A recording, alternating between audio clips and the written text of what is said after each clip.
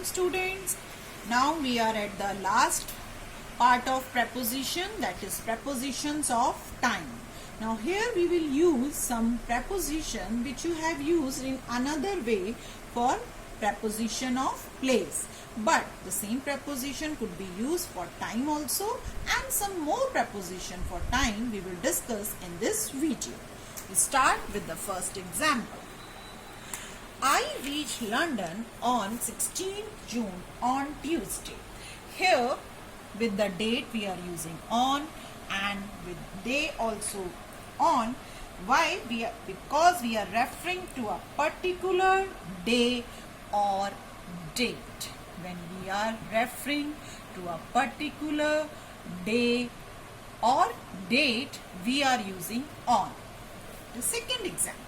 He was born in the morning in January in 1979.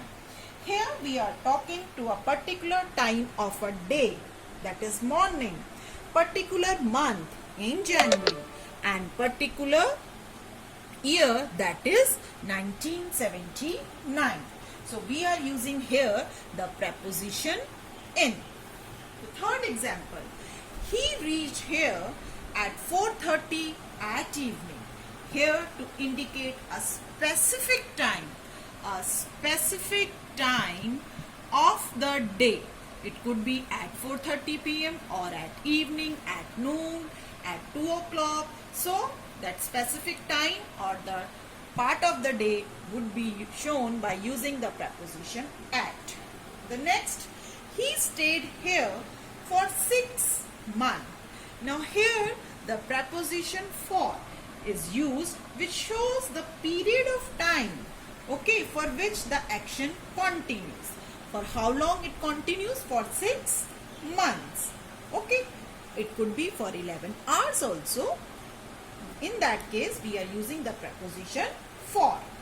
The next is, he is working since 9 o'clock.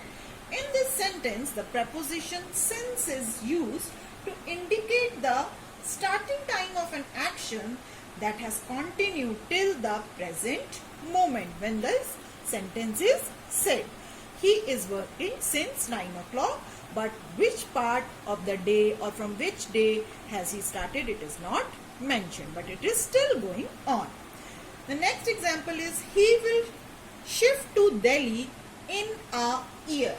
Now when we say he shift to Delhi in a year, again we are referring to a time or an action which will happen in a future. In that case also we use the preposition in, which is showing that that action will happen in future.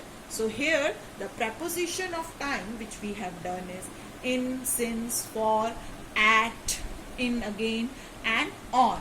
And again I will repeat for and since, where the students are mostly confused. For is used to indicate the period of time, for how long, and since is when exact time is not given, ki at which day, at what date, only some time period from where it is started and it is still going on at the time of speaking, we use since.